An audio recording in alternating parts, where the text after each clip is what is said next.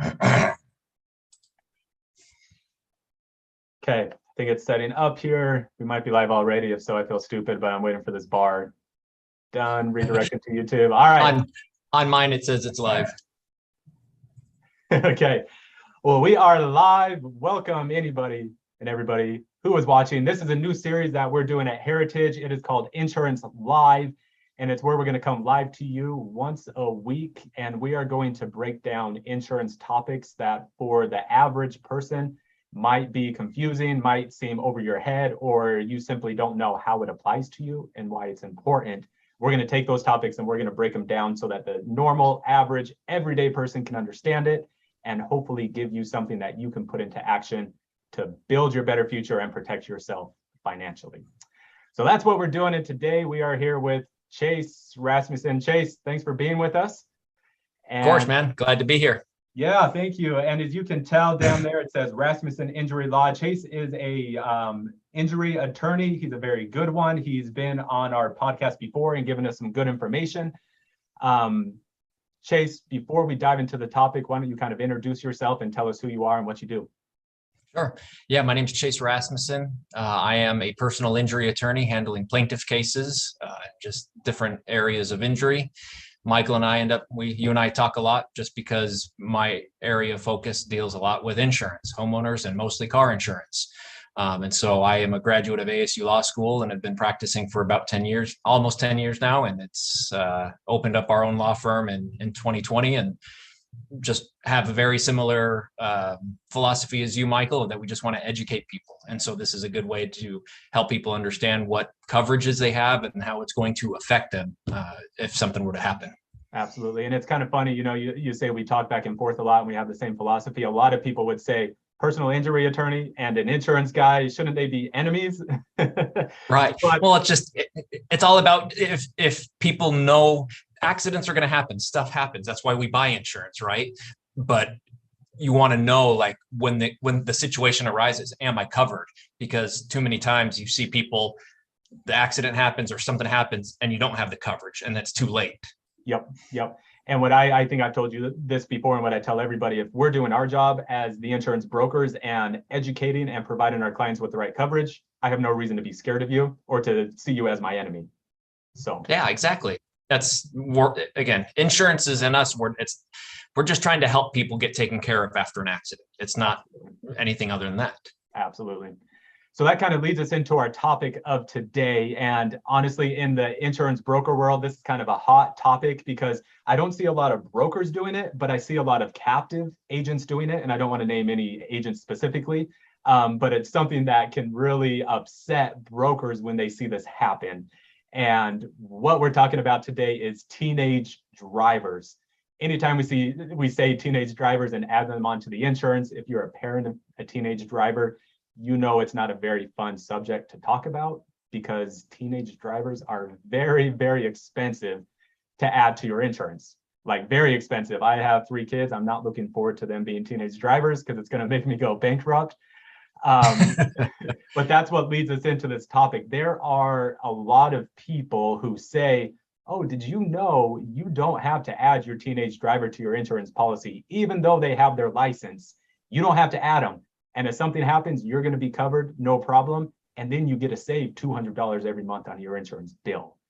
And so that's what we're going to talk about today, if that's a good idea or a bad idea. And Chase is the perfect person to talk with us because he deals with this on a daily basis as claims come in from his clients. So Chase, I'll let you take it away. You tell us first, is it a good idea, a bad idea, and then tell us why. It's a terrible idea. Terrible idea. And I'm not collecting premiums. So there's no incentive for me. What I'm saying here is that it's a terrible idea because of multiple reasons. But first, if you look at the policy language of the auto coverage that you have, there may be specific language that says if there is a licensed driver living within your home and they are not on the policy, then they will be an excluded driver. And so that's going to be a problem if your teenager gets in an accident. If the accident is not their fault, then maybe the other car will pay for medical bills and will repair the car. But you don't know if that other person has insurance. And so if you have underinsured, uninsured collision coverage, and all of a sudden you can't use it, well, then you are up a creek and you've got a car that's going to be destroyed and maybe an injured child. Now, if it's not your fault, or if it is the child's fault, then that's going to get even scarier, because there is something called the family purpose doctrine, okay, that ties things back to the parents, and ultimately parents are responsible for the actions of their children. So a parent may think, well, if he gets in an accident, and we don't have insurance coverage, well, you can't go after a teenager. They don't have anything to go after. Right. In Arizona, it's going to go to the parents. The fault is going to go to the parents, and you can be financially responsible for that, for damages to car, to injuries, anything like that. And saving $200 a month to not have your child on the policy is not going to be worth it when all of a sudden you've got an injured person who has a $50,000 hospital bill and a $25,000 car that's totaled. It's not a good idea. Got it. So give us an example. I don't know if you've ever had a case like this that you can kind of give us specifics on. So what would happen? The insurance company simply says, no, this child is an excluded driver, which, by the way, we want to make sure we don't use words that hopefully you know what excluded driver means, but that means there's no coverage for that driver for any of their actions. So do they just say, sorry, this is an excluded driver, there's no coverage? And then after that, the person is left alone to be sued? Yes, exactly. And so that's the scary part. So yeah, an excluded driver is when your policy specifically lists someone as not being covered if they are using the vehicle. And permissive user, we use that word already, is when someone has permission. For example, you and I don't live in the same home, but if I were to lend you my truck and you were to get in an accident, you would be a permissive user, and my insurance would be primary. My insurance would cover it first. And so that's a permissive user. And so people who are living in the home can be considered permissive users. So if you're staying with family for a period of time or things like that. But I have seen specific insurance policies that delineate a family member staying with family for a period of time versus a child who is living within the home of his parents, to where it says you are an excluded driver. Even though the name isn't specifically on there, it says anybody who lives, full time, or even went as far as to say like 50% of the time in case there's a divorce and kids are sharing time with the other parent, that they're not on the policy. And so if they're not on the policy, you have nothing, no coverage. You won't be able to get your car repaired. You won't be able to do any kind of medical treatment or get that covered. And again, if the child is at fault, then you are going to be the parent is going to be on the hook for the damages of that other car. And it's not going to be worth it. And maybe you've got a great driver as a child and accidents don't happen very often. I was in an accident as a 17-year-old in high school. You might remember that, Michael. I was there. It was my fault. And so it's going to happen. And thankfully, overall, people weren't that hurt, but we had collision coverage. The car got taken care of. The people who were in the other car, they got taken care of, and it all worked out. And I'm sure my parents had to pay quite a bit in their premiums to have me on there, but it was going to be so much better than having to deal with the 3 people who were in the truck that I hit with their injuries and the total loss of a truck if I didn't have any coverage. And so it's just, in the moment, it may seem like $200 it's just worth it to save that money and take the risk. But believe me, when something happens and all of a sudden you are going to be on the hook for thousands of dollars, that $200 a month looks minuscule. Yep, absolutely. And I'm glad you brought that back up with the permissive use versus excluded drivers. I know a lot of times people will say, oh no, anybody's covered under the permissive use clause in the contract. But as you're saying, that's not the case. If you're an immediate family member and you're not listed, sorry, it doesn't work to cover you under permissive use. Go ahead. I was just gonna say, you've got to check out your contract though, because each insurance company is going to be different. And so there may be some where people living inside the home will be considered a permissive user. But I'll tell you that if that were to happen and they get an accident and coverage is extended for that accident, that insurance company is going to kick you off immediately. Got it. Yeah, and I was going to say, I think it's Allstate whose contract I've seen, and they say if you have been a licensed driver and living in the house for 6 months or longer, at that point, the 6 month mark is when they cut you off and you become an excluded driver. So Yeah. they give you a little bit of time to add them on, but after 6 months, sorry, if you're not on there, you're not covered. And if you think though that the insurance company is like, well, how are they going to know how long my child has been there or something? They will investigate that. Like they will go into great detail and looking at social media. They'll go in to see what's on public record, anything that they can find, because if they're able to show that you don't have the proper coverage, they're not going to pay for something that they don't have to pay for. And so don't think that you'll be able to weasel around it, because they'll find it. Yeah, and I've seen that. So a lot of times the insurance companies will come to us and they'll say, hey, we insure this person through your agency, and there's this driver that we think is in the house. You have to prove they're not in the house, and we have to give them like utility bills, rent statements. They want like 3 things of official documents just to prove they're not living in the house. So I believe it. They're going to do their due diligence to figure out if that's the case or not. Yep. Let me ask you this question, because I've heard this often. Someone will call up their agent, and this is where us brokers and insurance brokers who are trying to do things on the up and up get really upset. There's agents who just want the business. They want it that bad that they'll tell their client, oh, no, you don't need to add them on. And suddenly they become $200 cheaper a month than the guy down the road. And so they win that business. So here's my question. If I'm someone that is trying to save money, I call my insurance agent and he says, no, you don't need to do that. Do I take his word? And if I do take his word and something happens, is his word good enough to give me coverage? Or is the insurance company still going to say, sorry, no deal? No, so I have run into this particular issue on occasions, as far as an agent saying that there's some sort of coverage when there wasn't.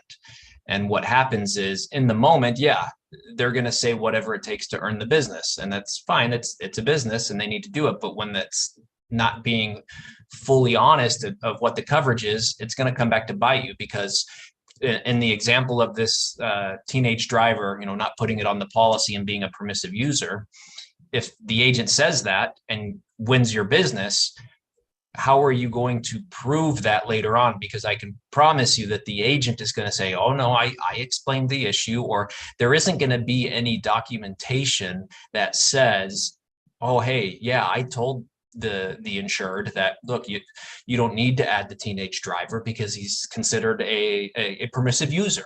And so if you try and fall back on saying, well, my agent told me that it was fine this way, it's going to be very hard to prove. And as in that situation, you would turn into the plaintiff has the burden to prove that this is what my agent told me. So unless you've got it recorded in a phone call, you've got it in writing or something like that, it's going to be a very hard case to prove. And so that, again, you're in the same situation of not having coverage and owing lots of money. And so if you're going to go that route, first of all, don't go that route. If somebody says that it's okay, call them out on it. Talk to them about what we've talked about here in this video. But then if they're still saying that, no, our insurance is different, it's okay, get it in writing. If you have it in writing, I would be surprised if you would ever get an agent to sign something in writing and say, nope, this is totally fine, because it's not. Got it. And even if the agent gives it to you in writing, I would probably say, I don't know if you think this is a good idea. Hey, don't just give it in writing to me as you as the agent, but show me in the official contract where it says this is okay. Oh, that's number one, because your official contract with the insurance company is what matters. That's the binding contract that gives you the coverage. The only thing that you can do on the side, if the agent says, well, I can't give you the policy language, or because the policy is not issued, there's such thing as errors and omissions. And so if an agent gets in trouble with that, then you can make a claim against the agent. But the laws have changed in Arizona that actually make it much more difficult to bring a claim against insurance agents. And so you just don't want to go down that road. It's so many more headaches and hoops to jump through that it's not going to be worth the $200 a month that you're saving. I promise. Got it. Okay. Well, that was pretty cut and dry. We didn't need to talk for half an hour about it because it's very, very simple. So just pay for it. It's gonna suck. I'm sorry, but when that accident comes and I'm the living proof of it, you'll be so glad that you have that coverage. Yep. $200 a month versus $200,000 in medical bills that you're getting sued for or whatever that you got to pay out of pocket. Just not worth it. Yeah, it's not going to be worth it. Awesome. Hey, I love all your jerseys back behind you. Yeah, it's starting on Friday. So awesome. Love it. Chase is a big soccer guy, by the way. Arsenal. Go Arsenal. Arsenal. There you go. There you go. Cool. Well, there you have it, guys. Don't play around. It's not worth it. And as Chase said, he's not the one collecting premium. He has nothing to gain from this. Me as an insurance agent, you may say, oh, you just want the extra premium, but I promise you that's not what it's about. With Heritage, we're all about education and making sure you just have the right policy. So when you need to use it, it's actually there. If you're paying for something oh, go ahead. I'm saying on that note, Michael, sorry to cut you off. I was just going to say on my end too, as the person bringing a claim on behalf of someone who's been involved in an accident, it makes my job so much easier to be able to just use the policies that are out there. And I hate having the conversation with my clients saying, hey, you don't have coverage, because then it's as if I did something wrong and they get upset with me. But I show them the language in the policy and they think, well, you're a lawyer, fight it, fix it. Right. Like, no, what's in the contract is in the contract. That's what you are agreeing to. And so even though your policy language may be 100 pages long and you haven't read the whole thing, when you're signing up for that policy, you're agreeing to the terms that are within that contract. And so you can't, circumvent the contract when you find out there's a part that you don't really like. Makes me think of Kyler Murray and his independent study clause, right? You can't just wiggle out of that. Well, now the Cardinals withdrew it. You can't get out of something after you've signed it. And so it will make your life so much better if you just have the coverage and you're able to make the claim without any issue. And quite honestly, if you have the coverage and you're paying for that, you probably won't, you could probably avoid hiring an attorney and you might be able to just get through it yourself, which would be even better for most. Absolutely. And then talk about, spending money you don't want to spend. Yeah, you spend $200 to add a child to your policy, but what if you've been paying $150 for 6 years a month, and then suddenly you have an accident and you have a claim and you get nothing from the insurance company. So now where have all those premiums been going? They're for nothing because you didn't cover yourself correctly. So that's really the sad part, is paying for something and then you don't get to use it because you weren't covered correctly. So yeah. So another topic we'll have to go into next time, Michael, is insurance coverage, same type of thing, but instead of with the permissive user teenagers, is I'm driving for Uber, I'm driving for Lyft, I'm driving for the cart. I can't tell you how many times I see that. How many times this comes up and that my clients are upset that, wait, how do I not have coverage? I'm paying for collision coverage. I'm paying for med pay. And why can't I use it? Well, you were driving for Instacart. That you're in a business. Your policy is for personal use, not business use. Yep. That's a great one. And guys, these are the topics we'll be talking about every week. Chase will be on most of these whenever he's available because he's awesome and full of knowledge. But yeah, that's definitely one we will talk about. So cool. So that's it. Awesome. First one in the book. Thanks, Michael. Thank you, Chase. Yeah. No, I love this stuff. I'm with you guys on the education. The more people know, the better off they're going to be and the smoother life will go, man. Absolutely. Absolutely.